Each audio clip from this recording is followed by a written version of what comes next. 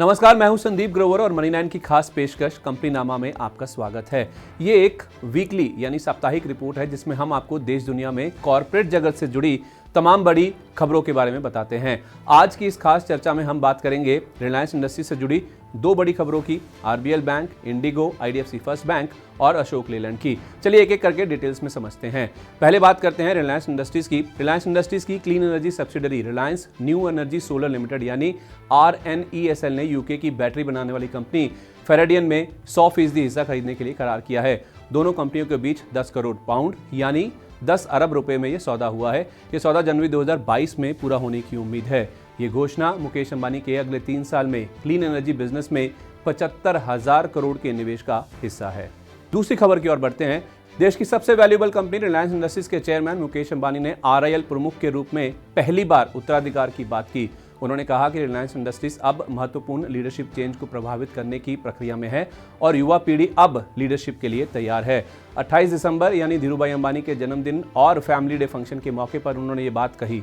मुकेश अंबानी के 3 बच्चे आकाश, ईशा और अनंत RIL के टेलीकॉम, रिटेल और एनर्जी बिजनेस में शामिल है। हालांकि इनमें से कोई भी RIL के बोर्ड में नहीं है, वे कंपनी की अहम आर्म्स में डायरेक्टर्स हैं। गौरतलब है कि उनका ये बयान सेबी की लिस्टेड कंपनियों में चेयरमैन और मैनेजिंग डायरेक्टर के पदों को अलग अलग करने के लिए अप्रैल 2022 की समय सीमा से पहले आया है।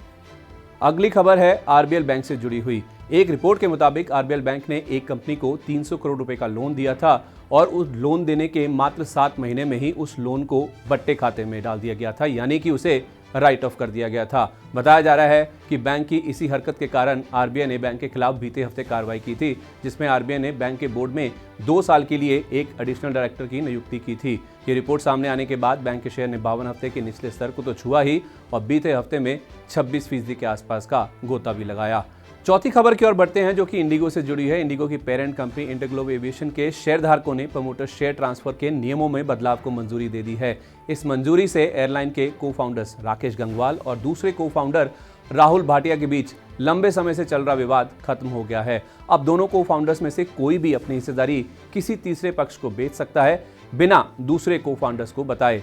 बता दें कि इंडिगो में IGE ग्रुप की करीब 38% और राकेश गंगवाल के RGE ग्रुप की करीब 37% के आसपास की हिस्सेदारी है।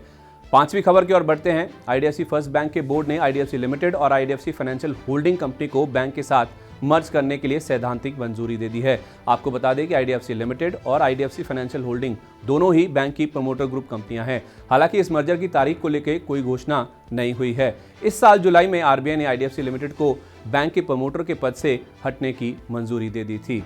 छठी और आखिरी खबर जुड़ी है अशोक लेलैंड से। हिंदुजा ग्रुप की फ्लैगशिप कंपनी अशोक लेलैंड ने यूज कार बिजनेस में एंटर करने की योजना बनाई है। यूज कार कारोबार में एंट्री के लिए कंपनी ने श्रीराम ऑटो मॉल के साथ टाई अप भी किया है। कंपनी की कमर्शियल व्हीकल्स में अपनी एक्सपर्टीज का इस्तेमाल कर यूज कार मार्केट को स्ट्रीमलाइन या सुव्यवस्थित करने की योजना है। तो ये थी इस हफ्ते की पूरी कॉर्पोरेट रिपोर्ट। ऐसी ही कॉर्पोरेट जगत से जुड़ी कुछ और खबरें जानने के लिए मनी 9 के YouTube चैनल से जुड़े रहिए।